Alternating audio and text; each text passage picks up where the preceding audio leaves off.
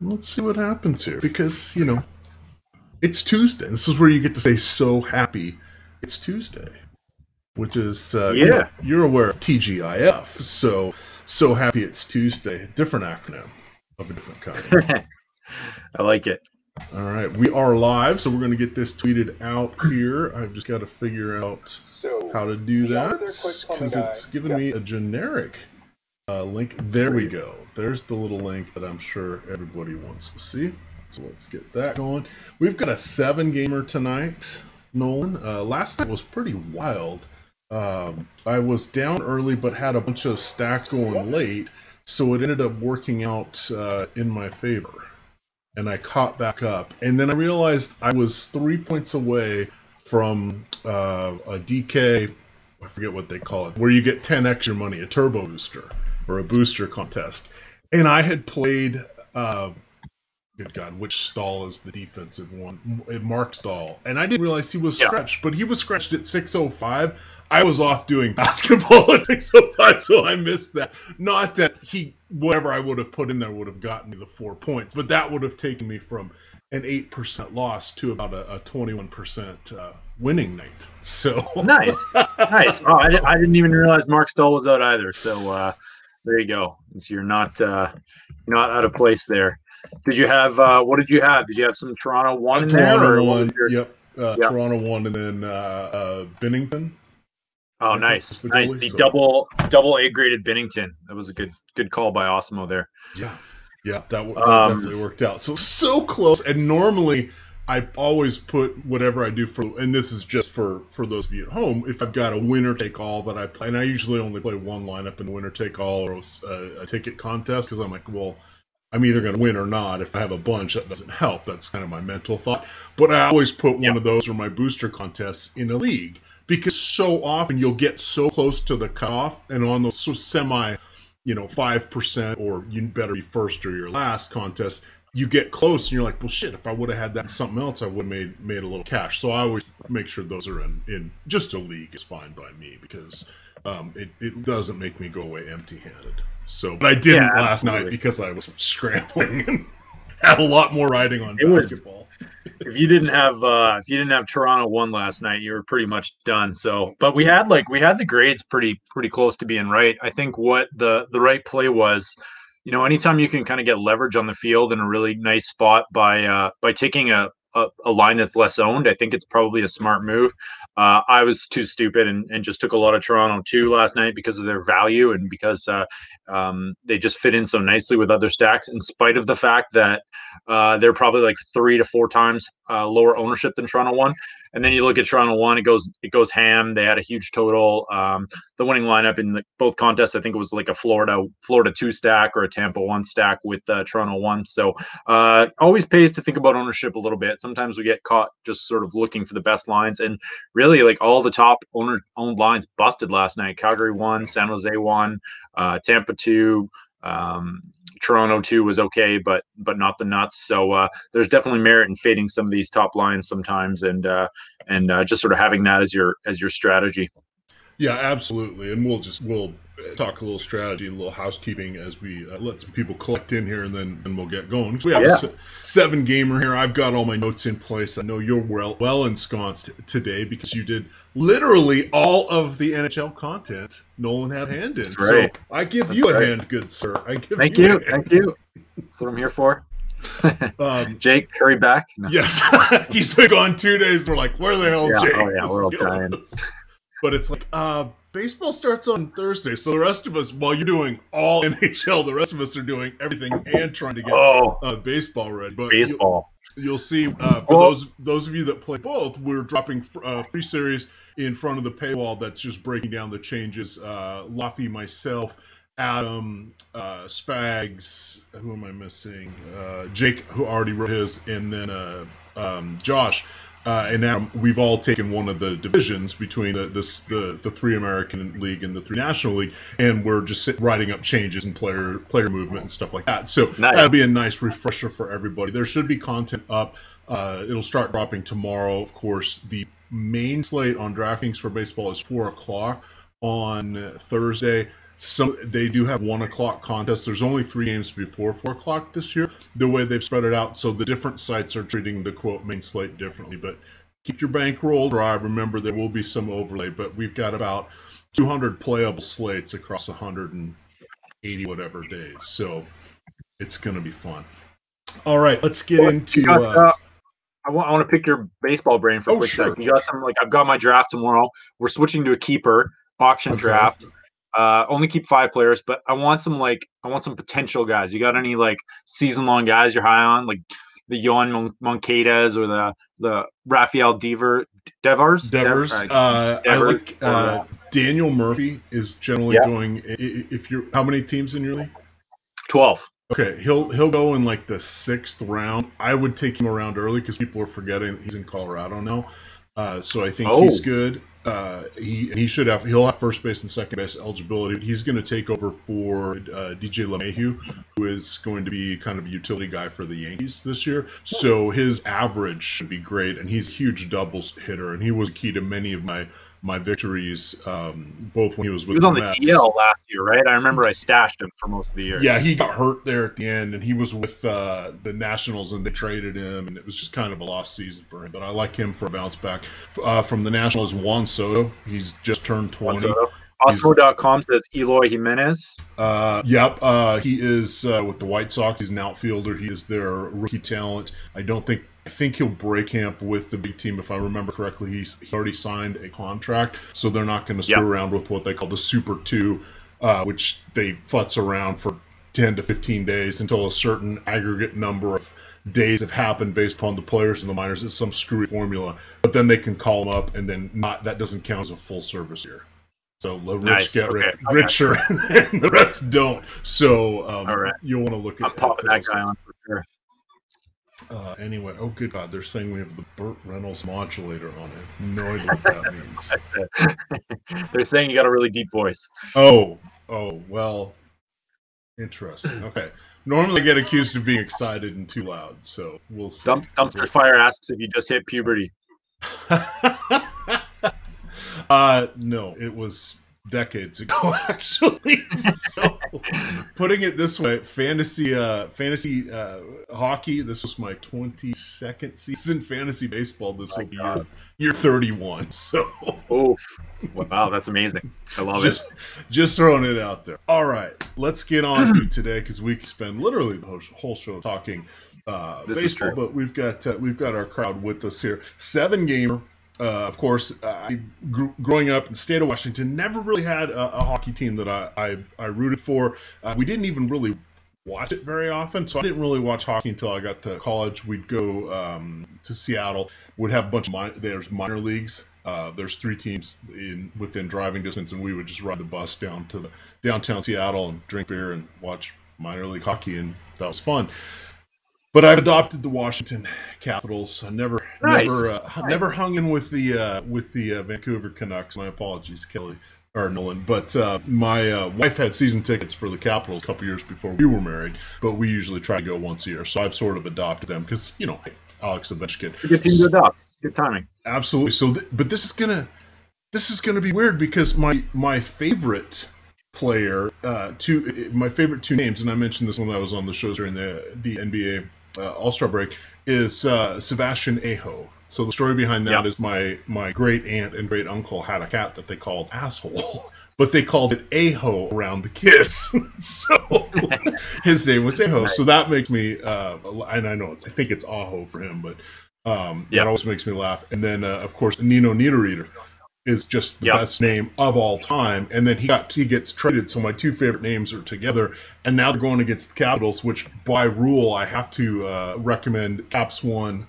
Caps 2, and Carolina 1 in this game. Now that I've got that out of my system, I know Carolina 1 is actually a really good play tonight going against Holtby, who's just been a hot mess in a lot of his games. And Washington, now that they've, I don't want to say reunited, but because they changed their lines up more often than I would think, but they've got Ovechkin and Backstrom together, Kuznetsov and Oshier on the other online too. So they're all good players, but I'm a little soured on the Caps. But by rule of me touting today, if you will, and playing, I will have some Cap stacks.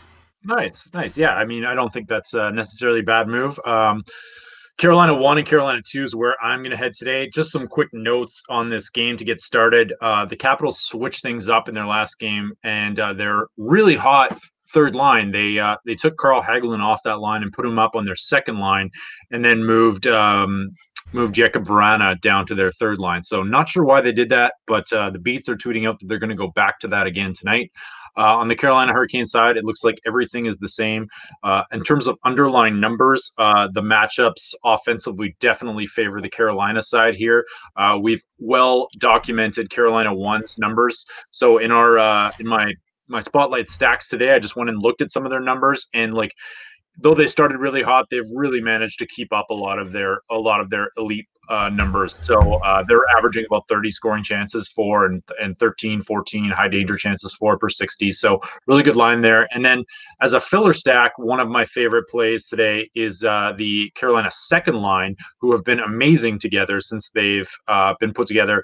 They're averaging 19 high danger chances for and 38 scoring chances for in 96 minutes. So that's Teravainen, Jordan Staal, and Svechnikov. They're all really cheap, and anytime you get to play the Capitals, you get a plus matchup. So give me some Carolina 1 and some Carolina 2 tonight.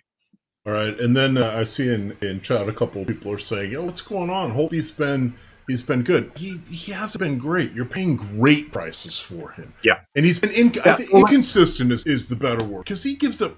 All of a sudden, you turn around and it's like, oh, he gave up 5 goals tonight. He gave up 4. He gave up 5. He gave up 7. Although that 7 was a long time ago, back in January. But it was like, your mileage may vary, and it's one of those where my wife and I usually we'll eat dinner and watch a show, and then invariably it's on the Caps channel or the Wizards channel, and we flip off of our DVR, and we always laugh because invariably the Nationals or the Capitals or the Wizards are losing almost every time. Now, sometimes they come back and win and such, but it's one of those where against a really good high power first line, I hope he scares me in this one. Yeah. I don't think Carolina 1 is an absolute slam dunk. I think they're absolutely tournament, and you just put up the numbers that reference that. But I'm hoping this is one where maybe less people go to it, because you know, we can just see some goalies implode, and that's a national tradition. Or probably he's definitely he's really pricey at $8,300. I'm just going to look at his Awesemo grade right now. The only thing I will say that so he's getting a B grade and a C value on DK, and then an A value on FanDuel, where he's a little bit cheaper. The only thing I will say in his advantage is that he's going to see a lot of shots tonight. He's probably going to see 30, 35 shots minimum. Carolina fires the puck a lot. They're usually in the top. They're top in the NHL. So from that perspective, if he sees a lot of rubber and he pulls out one of these wins where he's pulls out one of his good games, then he very easily could be the top goalie on the night. So what I'm going to do is have the majority of my Carolina 1 and Carolina 2 teams, and then I'll bring it back with some Holtby shares and maybe some Washington 1 and Washington 2 at a lesser owned rate, but just to kind of mitigate the chances that he is the nuts goalie tonight as well. So not as high on him. I totally agree with your point. It's not a great value, and we'll see there are some good goaltending value later, but not a bad spot for upside as well. All right, I've just tried to see if any of my connections are off or the wires are loose. They're saying my sound is not good. So it sounds like you're just sitting next to a river, just relaxing. Okay, well, sometimes it sounds differently for them. So we'll have to see. Hopefully, it's not a robotic reverberation there. But other than I've got some allergies, which could be affecting things. I don't think it's bad. And no, I'm producing the show, so I'm plugged into the router and I'm hardwired in. So if it is unbearable, let me know. I'll see if I can do anything else with that. Anything else from this particular game? Any one-offs, any value plays that you've found? Yeah, so I mean, my favorite value play on the night is just that Carolina 2 line. I was really high on the Washington 3 line when they had Hanglet on there. Their numbers have been great. And I also think if you really want a filler stack, you can go down to the third line for Carolina. They're very cheap. They're getting about 15 minutes. Their numbers are decent as well. So I don't mind that as a play. And then defenseman-wise, they're just I'm just kind of all just kind of meh on all of these. Like Carlson's priced up, and Carolina doesn't give a lot of points away to opposing defensemen, so I'm going to have trouble getting to him tonight with some better defensemen and a little bit better spots with cheaper price tags. Yeah, you can never go wrong with like a Dougie Hamilton or Falk pairing with Carolina. Justin Falk is getting the most ice time with that Carolina one line, his pairing with Pesce as well. So if you want to go that route, great. And then as always, Dmitry Orlov, just sort of sitting there, low priced, never does much, but occasionally has a big night. So if you need a cheap defenseman, I have other spots I'm going to go, but I do not hate that play as well.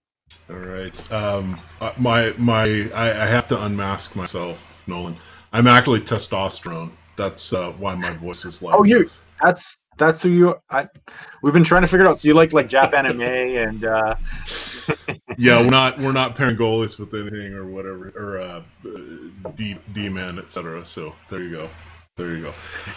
All right, on to our next game here. We've got the let me get back to my note sheets here. We've got the New York Islanders at the Columbus Blue Jackets. 5.5 total goals here. Blue Jackets are lovely favorites at -160 on the money line, and they have a half goal implied advantage.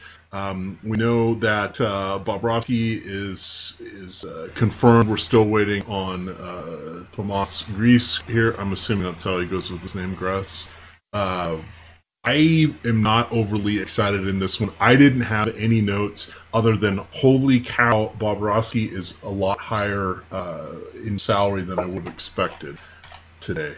What's he priced at? FanDuel, and that maybe that's why I was on FanDuel. FanDuel, he's 8,900, and then on DK, DK's a little better at 78, but still not that great because I thought he was slumping. And yeah, he's that's way too pricey on FanDuel. I don't think I would get to any of him. He's won his last start. He shut out the Canucks 5-0. He's been kind of up and down this year. That's the kind of goalie you can target though in DFS when you have a guy who can get you a shutout or is going to give up like 4 goals. So he's in a pretty good matchup here. The Islanders' offense has struggled a lot recently. They're just not putting pucks in the net. We have Andrew Ladd is now out for the season with a torn ACL. So they've recalled Michael Dalcol, and either him or Kuhnhackl will get into the lineup. We don't actually have these Islanders lines yet. I'm assuming that the top line stays together and that the middle six might see some changes. They also have this guy named Tanner Fritz centering their third line. He's pretty much a middling AHLer, so I wouldn't get to much of him. And then on the Columbus side of things, this is just a really tough matchup to target because in spite of the fact that the Islanders have been bad over the past 10 games, they're starting to regress back to their solid defensive numbers. They're starting to get better at shot suppression. There was a period where they were worst in the league for about a 10-game span, which was just like a total anomaly. And teams like the Flyers were taking advantage and absolutely dominating them. Now maybe we're seeing the Islanders get back to their old selves, back to the way they've been for the rest of the season. I'm expecting this to be a pretty low event game, and I'm just really not getting to much of either side of it. So that's where I'm at as well. I think we're probably on the same page on this one. All right, and then I do want to stand corrected. I was lucky enough. So in the first round of the season-long playoffs, I was going against Bobrovsky, and the guy was starting him on the wrong days because he had a couple 4-goal games there, and I looked over his last 10, and he's only giving up 2.16 goals per game with almost a 93% save chance, which is outstanding, and he's got 2 of his 7 shutouts in those last 10 days. So clearly I lucked out into the appropriate sample size of what my opponent was starting him. So I still think it's a little high. Don't love the matchup, but I did not mean to cast that many dispersions there onto Bob. So, and then just another Nick Foligno back tonight for the Blue Jackets, but he is on the 4th line, so not a great spot for him as well. These are pretty much strictly contrarian plays. You're not going to, if you want to roster Columbus 1 or the Islanders 1, they're decently priced, and you're not going to get much ownership on them. So from that perspective, I don't hate it, but just in a pure vacuum, I'm not a fan. All right, let's maneuver on here to our next game. It's I did this one out of order because I copied over my notes. It's the Florida Panthers at the Montreal Canadiens, Les Habs. as they say. Minus 190 for Montreal on the money line. We have a 6 implied over under total. It's about 0.7 advantage there for Montreal. We do not have either goalie confirmed. Carey Price is one of the guys I have my eye on tonight, and I'm hoping to be able to get him in my lineups. The other thing I was looking at was Montreal 1 with Tatar, Gallagher, and Philip Deneau. So that's, I think Montreal 1's probably going to be pretty popular, and if Price is in, I'm assuming he'll be a very popular option tonight. What do you like for this one? Because Florida's a team I kind of dismiss offhand most times, just either when I'm watching or when I'm doing DFS. So am I missing something? Because I think this is a harder matchup for them against Montreal. Yeah, and coming off a back-to-back game, like this is the Florida Panthers haven't been like horrible defensively. They're just sort of like middle of the pack, I think, in terms of allowing chances and allowing high danger chances. But where they really struggle is their goaltending just hasn't provided them with anything this year. So Montembeault, Luongo, Reimer, all three of those guys rank in the bottom third the bottom 15 or 17 in the NHL in high danger save percentage.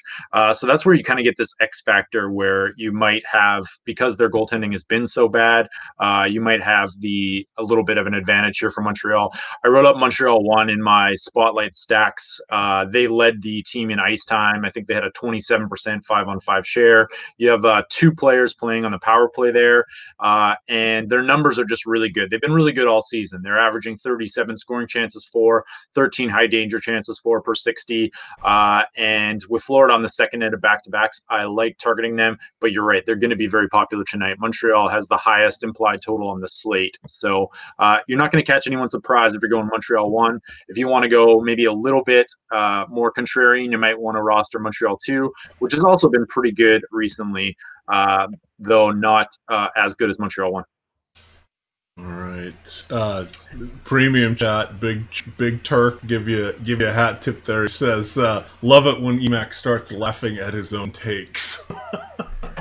If you're not having fun doing this, you're crazy. So right? Remember, I'm not rolling out massive amounts of dollars, so I can still enjoy fantasy sports. I have recalibrated what I do many times over the years on doing DFS. It's an entirely different landscape now than it was even 2, 3, 4 years ago, and dramatically different from the early days when contests would regularly not fill. There were deposit bonuses, the monthly free rolls you could actually win money on. It wasn't impossible.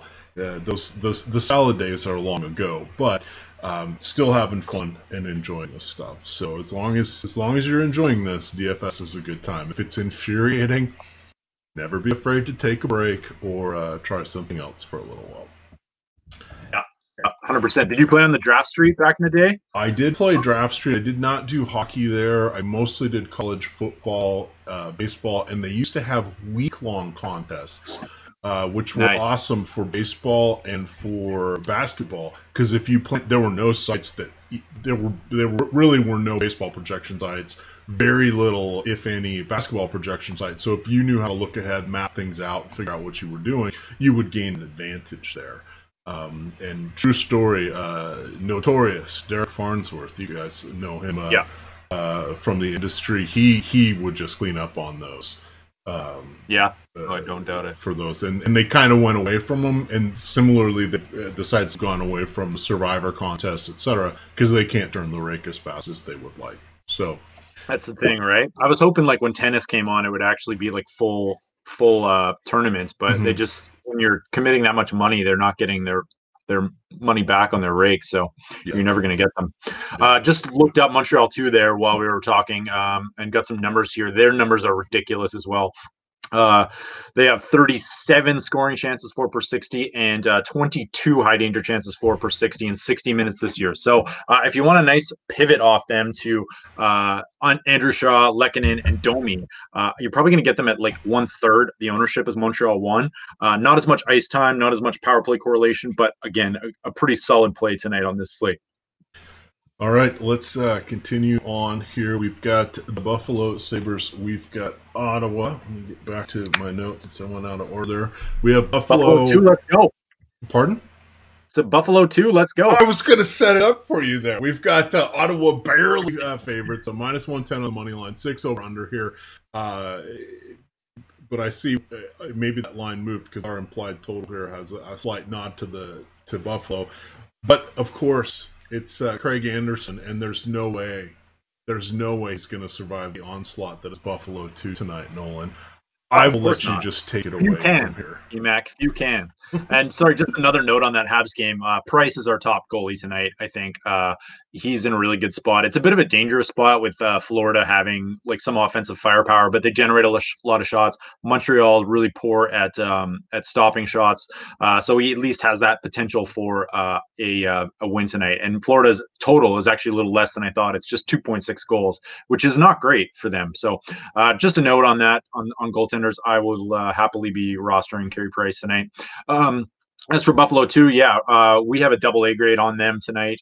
They have a solid value. You have 2 players on the power play, and then you get a really nice discount with Evan Rodriguez, who's a pretty good player, not Jack Eichel level, but $4,000 cheaper. So that just makes this line that much more affordable. You have a plus matchup against Ottawa. I went and dug into the numbers. They use their top line as a shutdown role for the most part at home, so they will likely see the Eichel line. But really, that doesn't really make much of a difference because Ottawa 1 has actually been really bad, but so have Ottawa 2, 3, and 4. They're all kind of in the 15 to 20 high danger chances. We have small samples on them all, but you're pretty good any way you slice it attacking this Ottawa team. So the only danger I have is that Buffalo's kind of like not interested in playing. They just got eliminated from the playoffs. Maybe they're just sort of like mailing in the rest of the season. So that's maybe a bit of a narrative street there. But Buffalo in a smash spot tonight. I like Buffalo 1. I like Buffalo 2. Buffalo 2 is my favorite. And then on the other side, if you're playing FanDuel, you have to hit the lock button on Tom Chabot. $4,700. That is just insanely cheap. That's one of the best values I've seen all season. He's going to get 27 minutes a game, power play 1 time. Buffalo was once the number 1 in points allowed to defensemen, but they've regressed to the 11th worst over the past 3 weeks. So they're giving up a lot of points to defensemen right now. And I am going to have Chabot in a lot of my lineups. I might even just go over to FanDuel just so I can play him. All right, and then so DK, he's 6,000, so he's up there. Not quite at Burns Giordano level, but he's still up there. Chat's already mentioning that they wish Jake was here to talk about Burns, so I feel obligated for filling his chair. I got to at least bring him up, even if he's not. We've got Diet Burns on the slate though. It's Chabot, Giordano, and Burns. As long as one of those guys is on the slate, then we're going to be okay. So. Okay, perfect. This one, outside of my notes, the only other one I had was, do we look to Jack Eichel here as a one-off? I didn't really like his overall line per se, but your point about them getting eliminated yesterday. Now, in baseball, usually if teams get eliminated, they roll out a less than stellar effort the next day. When they clinch, they all get hung over, and it's the AAA lineup the next day. That's true. Does stuff like that happen in NHL? I'm not exactly sure if that happens or not. They actually didn't get eliminated yesterday. I think they were eliminated a couple 5 days ago. So they're kind of they're just sort of in the end of their season, and it hasn't gone well. So. Eichel is fine as a one-off. He's really pricey though. That's not a cheap price tag. And when you think about his line mates and Nylander and Sheary, I'd much prefer to get the cost savings of those guys and put him in a stack if I was to use Eichel, just because those guys are so cheap. And then you also have Nylander on the power play 1 as well. I don't mind Buffalo 1 tonight, especially if they're going to hard match against Ottawa 2. Buffalo hasn't been great this recently though. So if you want to go to the Ottawa side of things and take Ottawa 1, I think that's a nice filler stack. Those guys have decent values. They've been pretty good together offensively, and they're probably not going to be super highly owned tonight. And then the only other note I like some defensemen as well on the Buffalo side. I think they're all really reasonably priced. My guy, Lawrence Pilut, point gamer in the AHL, is back on the top pairing with Ristolainen. He's going to get a really nice look down the stretch here, given that he's one of their up-and-coming defensemen, and he'll have a chance to showcase some of his talents. He's got some skills. And then we also have Brendan Montour is a little underpriced. never gets owned. And then Rasmus Dahlin, whose ice time is up on the power play 1. All these guys are decently priced, have a lot of upside, and can fit into your lineups pretty nicely. So have pretty gonna have a lot of Buffalo and Shabbat, I think, in these Buffalo D and Shabbat in various lineups tonight. Okay, and that makes sense, and that's a good call out there for Lawrence Paulette, because I mean, one on DK's 2,800. Yes, he's not on a power play unit, so he's not going to get massive ice time.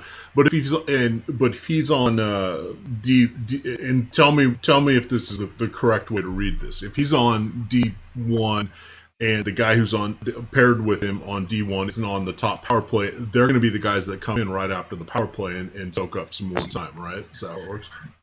Yeah, I mean that could work that way. Yeah, I think generally how you look at it is just that you get a huge uptick in ice time. Ristolainen's actually on the power play 1 as well. So we have him as 2 here. So do we? He might be like he was. I can double check that, but I thought he was last game.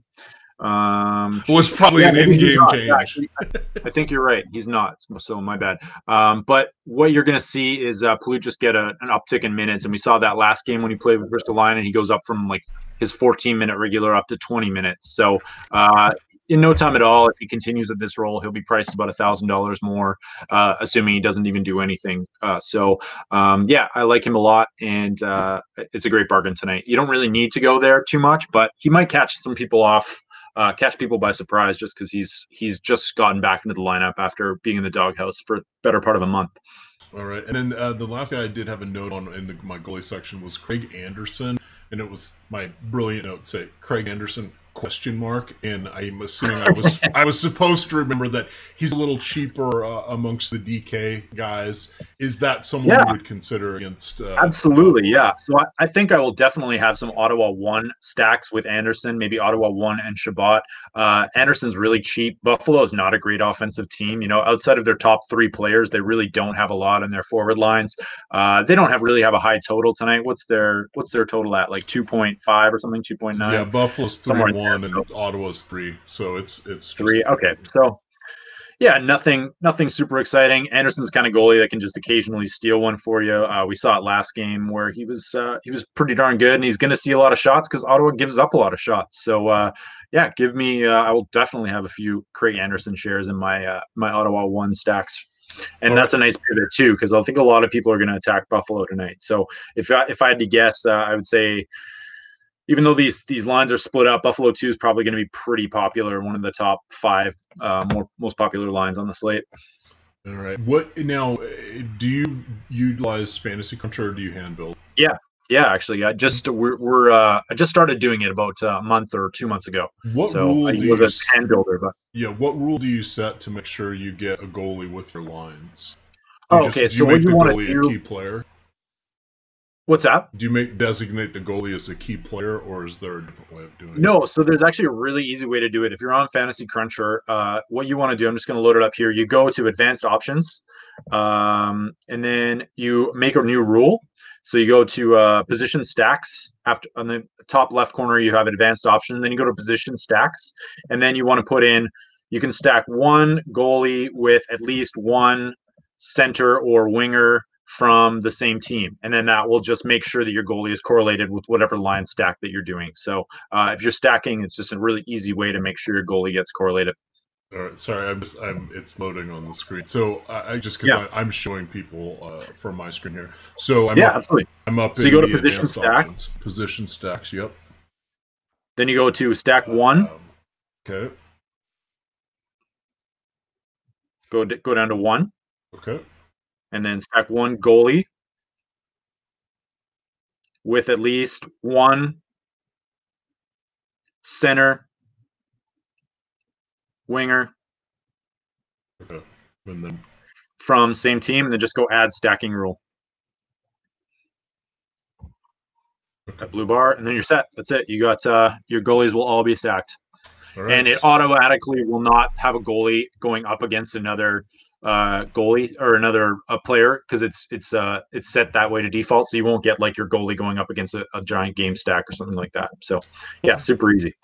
And that makes sense. All right, that's all I wanted to do because I mean I know how to build lines and line stacks and all that, but last night I was trying to make my lines. I said, oh yeah, Nolan said that he really likes to do this, and I was trying to think of how to do it. So. Nice. Nice. Perfect. I know, like that's what a lot of the pros do. If they're more often than not will stack their goalie, just because there's such a huge correlation between your line going off and the goalie getting a win, right? So on smaller slates, you can kind of get a bit creative because you want to create some differentiation between your lineups and other people's lineups. So maybe you don't stack a popular line with your goalie on the off chance that you can kind of create some uniqueness there, right? So, but yeah, generally, I think you probably want to stack your goalies as much as you can. All right. Speaking of Jake, he is making an appearance in chat here. Nice. Is he? I heard some stuff about like home cooking or something. I think he's getting his mom's cooking for him today, so he's just chilling. Nice. Very nice. Yeah. All right, so let's get on here because I know people are going to want to go watch the basketball show. We've got the LA Kings at Edmonton here.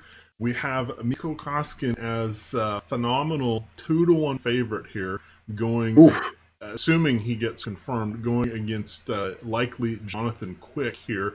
The Kings have a 2.5 implied goal total, which is nearly minuscule. And as we were making fun of the majority of the Western Conference teams at the bottom of the who scored, or at the top of the who scored the least amount of goals list, we know that the Kings are there. Will they have the shots to support us picking Koskinen here? Because he's one of the three goalies I have in green. It was Price, Koskinen, and Markstrom.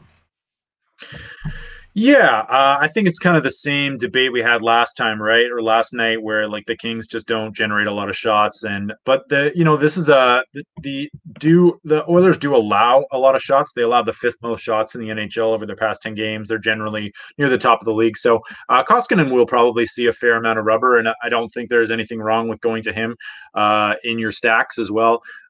Edmonton 1 is going to be the most popular stack of the night. I think we can pretty much guarantee that. To them, or maybe Montreal 1. So with McDavid, I think, is going to be the most owned player. He's probably going to hit 30%. And then, but that line's great. They get a AA grade from Osmo. They should be in a pretty smash spot here. The only caveat is that maybe like LA has been playing a little bit better lately. The Kopitar line has been a little bit better. They're kind of finding some chemistry with some of their middle lines, and we saw that last night when they won in Calgary. So I'm gonna have some Edmonton. I'm probably gonna try and get at weight with the field just because I don't want to get maybe a little below weight because I don't really want to lose everything on a McDavid going off. And then on the other side of this game, I think, LA 1 is viable. They're getting a lot of ice time. They're correlated on the power play. They're going to go up against McDavid line, and that McDavid line has been really bad this year in terms of allowing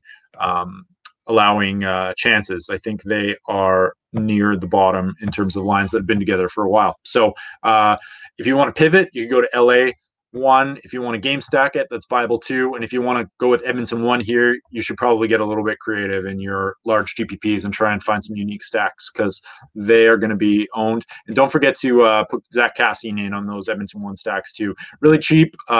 He always skates with them. They don't seem to ever switch it up in game. He's just a great value play and makes that line a lot more affordable if you're stacking him. Sorry. Wait, say that again? Kassian? Oh, you're saying he's going to be on the top line, even though he's not on top power play, he's on the top line. Right? Yeah. Okay. So, he's not on the top power play, but he's on the top line. So that's the only detriment to him, but he's $3,000. And what we've seen from Edmonton 1 with that line recently, the only player that really gets shifted off it is Draisaitl and Nugent-Hopkins tend to switch. So Kassian, just for whatever reason, just stays up there with McDavid. And some people will leave him off. It's like Zach Hyman on Toronto last night. Tavares is 14% owned, Hyman's 6% owned. And that's the same sort of scenario where it's not as pronounced as that because Kassian is so much cheaper, but it's still the same phenomenon where Kassian will probably get about a third of the ownership as McDavid. So when you're looking at the total ownership of that line stack, that's the way to really get leverage on the field there. So if I'm playing McDavid tonight, I will not be one-offing him, not be putting him with Draisaitl. I will be stacking him with Zach Kassian for sure. All right, more comments for the testosterone voice here. Well, I can't wait to come back and watch this. So when Nolan and I do the show on Thursday, I'll do a pre-recording behind the wall just to make sure that we have the settings correct. Because other than I'm feeling a little bit of, we had a huge pollen bloom because we finally had some sunny days here after getting swamped with rain. So I've got the itchy eyes and the allergies. So it could be that, or it could be settings because I'm so horrible with that. But we'll see what happens. We got 2 games to go. Anything left that you would like to discuss from the Kings and Oilers? No, just that, like, I know in Jake's projections, the LA's third line also comes up a little bit. They came up a lot, and I think they scored last night. So they're flying under the radar. They're not. Sorry, that's the second line I'm talking about, the Kempe, Toffoli, and Grundstrom line. You're not going to get much ownership on them tonight. They've been pretty good. At least they shoot the puck. So if you need like a really cheap filler stack, I don't mind going with that line, though. Don't have too much of them. So I kind of like that. And then Alec Martinez, Drew Doughty, probably a little bit too cheap for their price points. Alec Martinez has been getting a lot of minutes since the trade of Muzzin, and Doughty's just really cheap, and he always gets a lot of minutes. So don't hate those plays either. And on the Oilers side, I think you got to go with Clefbaum here if you're loading up on the D. He is on the power play 1, and that's all you really want. All right, let's get to our next 2 here. We've got the Anaheim Ducks. We're waiting to see who's going to be in goal. It looks like it's John Gibson projected. We've got Markstrom on the other side confirmed here for the Canucks.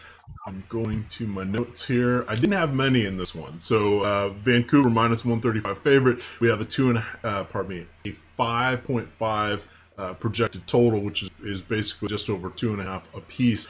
My issue with this game is I like the goalies, but we know that there's not a lot of offense from either side here. Is there, this is another one where I want to ask, is there enough shot volume to support the goalies here? Is there a particular power play we could look to, maybe a second or third line, something where we can gain some value or some potential upside that other gamers are just going to be crossing off this? Yeah, I can't say I'm too excited about this game, to be honest. I don't know. Like I've been sort of on Vancouver a lot lately, but Vancouver 2 especially, but they just haven't been really doing much of anything. And you can see it's sort of evidenced by these grades here, like Horvat. I think so Levo is back up on this top line. I don't know why he's not graded there, but he should have a pretty good grade. Pettersson and Besser are fine. They're A grades, D values. I'm not super excited about playing them at that price point. I think there are better plays on the slate tonight. Anaheim is still giving up a lot of chances, even though they've been better recently. So if we go to scoring chances against over the past 10 games at all strengths, the Ducks are the 3rd worst in the NHL, which is in line with what they've been doing for most of the season. So from that perspective, I also think that you could go to Vancouver 1 or Vancouver 2 here. Vancouver 1 has been really good together since they've been put together. They're cheap. Horvat is just a force, but he's also been priced up recently. So 7K price tag for Bo Horvat is, as you can see from Awesome's grade, a really poor value. On the other side of this game, I like the leverage play of possibly getting Ryan Getzlaf into your lineups if he can go. He's day-to-day. I think he's traveling with the team. Sam Steele is a really nice bargain if he plays, but what I would do is just maybe slot Getzlaf into that line and then hope that he goes, and you're going to get an Anaheim 1 line combination that will have less than 1% ownership because it's one of the last games on the slate. So Getzlaf's an interesting leverage spot here. I will probably do a couple lineups just with him in it, and then just make sure that I'm around during line changes to swap him out if he can't go, or vice versa, swap him in if he does go. Right. I was just looking up Edler here. I swear he played as long as Phaneuf. He's been pretty close. Phaneuf feels like he's like 110, but he's really only Edler can't be too far behind. Yeah, he's like 30. He used to come into a restaurant I worked at every single day. He orders the exact same meal every single day, and it is like 4,000 calories. Chicken parm, carbonara, all pregame, and it's just like I can't imagine eating that before a game, but that's his tradition. So we'll be sad to lose him here in Vancouver if he ends up bolting in free agency in a couple months. Yeah. So he did 12 years, and Phaneuf is 13. So anyway, that's crazy. was laughing because somehow that stuck in my head. It's the season-long hockey stuff. I remember little fragments of things, so gets me going down the rabbit hole here. All right, I think that's going to wrap up this particular game. We do have an interesting one here for our final one. We have the dueling night, late night hammers. These are both 10 o'clock games, but we've got the Chicago Blackhawks going against the Yotes, the Arizona Coyotes. We have both goalies confirmed. Corey Crawford and Darcy Kemper will be holding down the fort. The one line I think I like is Chicago one with Brincat, Kane, and then Johnny T there. I'm hoping that it being the later game and their prices for those three being up there, like way up there, that we don't see a ton of people on them. But I'm not as familiar with the effect of West Coast games and high pricing in general. Is that something that usually knocks things down a little more than they ought to, Nolan? Yeah, I think that because DeBrincat is so expensive now, that line won't. I don't really have a good feel for their ownership, but I think with other places to go, and with the perception that Arizona is a pretty good defensive team, you're probably not going to see a lot of ownership there. So that's the advantage of taking this line. That being said, this isn't really a great spot. Like Arizona is pretty. First off, they have the #1 penalty kill in the entire NHL. I think still, I haven't checked that in a little bit, but really good penalty kill, really good, been like really underrated team, and they tend to slow things down a lot. So this is not a great matchup for them. And I think that Awesemo probably agrees with his stacks. I'm just looking at the most $22,000. So that is $1,300 more expensive than any other line on the slate on DK, and $900 more than Edmonton won on FanDuel. So it's a really bad value. As such, there will come no ownership with that. So I think you're fine putting them in a couple plays if you want to try and get them at no ownership. But yeah, I'm not going to have too much of them tonight. I think they're slowing down a little bit. Arizona plays a pretty great defensive game, and they've just got Derek Stepan back, who's one of the better defensive centers in the league. So stay away from Chicago tonight will be what I'm going to do, but I will have some shares just in case they do go off. So. All right. And now, when you say just a little, so I think I'll have to go look at what I have, but I'm playing like 40 or 50 lineups tonight. Nice. On something like that, it's in the lower dollar stuff. So I'm not Big Bank Hank, even though I sound like testosterone. We've got when you're looking at the Hawks, would you set a team cap of like 10% in your stacking rules if it's not a great situation? Now, more often than not, your projections in conjunction with the dollars would naturally get them down there. But in a tougher matchup like this, would you want to put a ceiling on it? Yeah, so I think I generally put a ceiling on a lot of my lineups. I think that's something that Jake's taught me, and that a lot of pros do. What you'll have is like I cap, I won't set I'll set maybe like a 40% exposure just in case I'm getting, like, if I did Jake's projections this morning and crunched, and I got 70% Buffalo too. So you don't want to be that high. You don't need like I mean, normally that's fine for me, but and I got 65% Aho. So what you want to do, like, you don't need that much exposure, right? If you want to get maybe twice the field, then you sort of guesstimate the ownership, and then you can max that in. In those projections this morning, I got 0 Chicago 1. So I usually enter about 20 lineups. I do the 20 max quite often. That would probably mean I might even have just one lineup, maybe one Chicago lineup, just to be on the safe side, just because they're low owned. So if you're doing 40 to 50, you might want to get like 2 or 3 at low stakes. Okay. It's definitely not a bad pivot play, because if you think about the rationale behind, like, say, taking Edmonton 1, who's going to be like, Connor McDavid 30% ownership versus Kane and Taves and DeBrincat are probably going to be around 10% ownership. There's probably less than a 3-to-1 chance that Edmonton outscores Chicago tonight. So if that's a place you want to go, I don't think when you factor in ownership that it's a bad play. All right. So again, these are the fun little balancing acts. Yeah, it's a tough thing to do, right? Like, it's tough to figure out. Like we saw last night, like Toronto 2, smash spot, huge ownership. better play was to take the leverage on Toronto 1 in hindsight, right? So, yeah. And then on the other side, I think like Arizona's really grading out well for Osmo. We have, let's see, Arizona 1 really cheap, getting a good solid B grade, and then all the other lines are an A value. So Arizona kind of rolls their lines a little bit. They're a really tough team to project because they do roll their lines, and you never kind of know which line is gonna be good that night. It might be Hinostroza with the hat trick or Richardson with the hat trick winning you all the money like it did for Jake a few weeks ago, or it might be no one. But some nice filler stack options on the Arizona side. Galchenyuk on the fourth line might go undernoticed, underused, all getting a decent amount of ice time.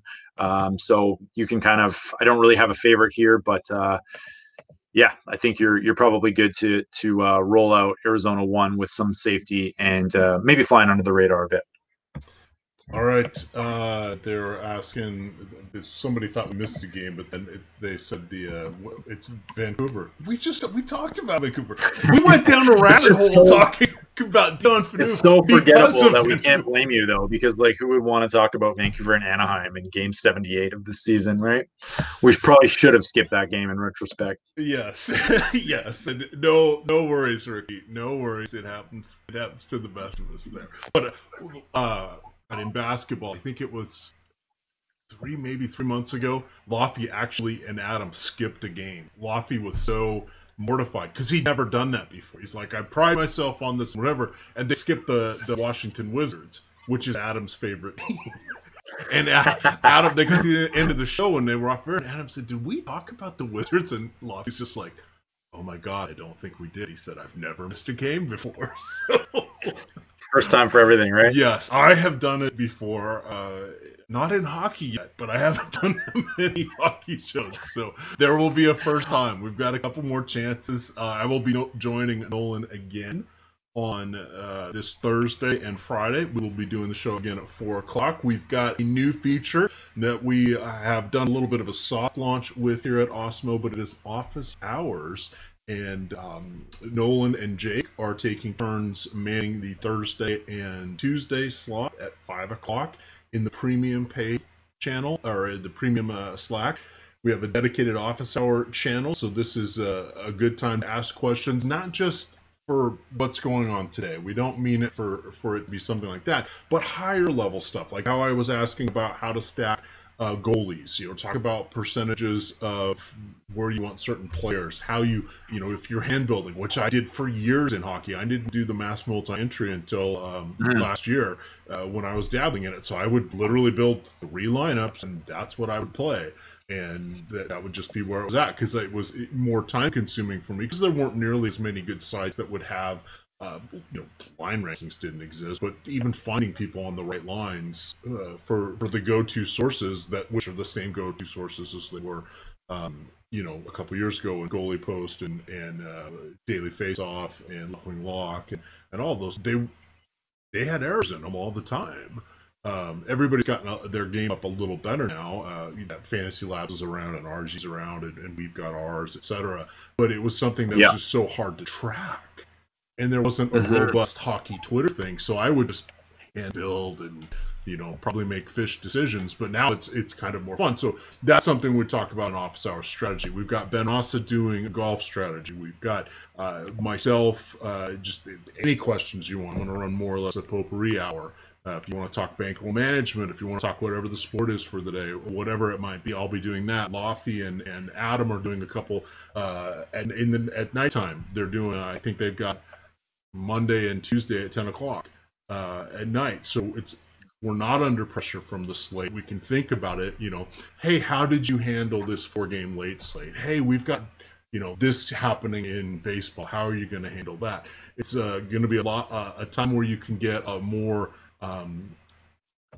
unique one-on-one type coaching where you can ask your question and it'll occur at a leisurely pace.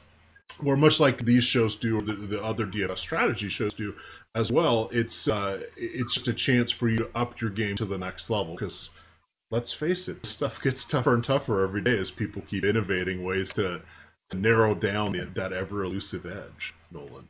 Yeah, absolutely. Those are great points. So I'll be there right now. Actually, starting now. I'm in the office hours. I got any fantasy cruncher questions, any grades questions, anything, just hit me up. I'm hanging out. All right. I'll be uploading the projections and watching DFS shows. Promo code Hit the Ice, all one word, 50% off any 1 month package. Doesn't have to be hockey. We've got the Masters right around the corner, and Nolan, one last pitch, because we'll be on after right around when the games are starting, at least the first few. Talk about the NCAA tournament projections for those that may have missed Tuesday's show. Oh my God! If you missed it, like whatever you're doing on Thursday, at the risk of lessening my odds at winning here, use Osmo's projections for college basketball. You can go, it'll probably come out on Wednesday night. Go down, just look at I don't think there's a way to build with them, just because Fantasy Cruncher doesn't have it unless you've got another lineup builder. So I've just been hand building. Go down, look at his points per dollar value, and just start picking off players that have a really high valuation in terms of their points per dollar. It's been really successful. I know a lot of us got on it in the first couple days and have won a lot of money using those projections. So I'm not sure if the projections are just amazing or if people just are maybe not as sharp for some of this college basketball. You got a lot of kind of new people coming in for the tournament, but really high ROI on some of these college basketball games using Osmo's projections. So if you're around and you want to have a little fun, it's also fun. Like, I love following these lineups during the college basketball. So get on it. Thursday morning, 4-game slate, final fun weekend of March Madness ahead. Exactly. With that, gamers, good luck.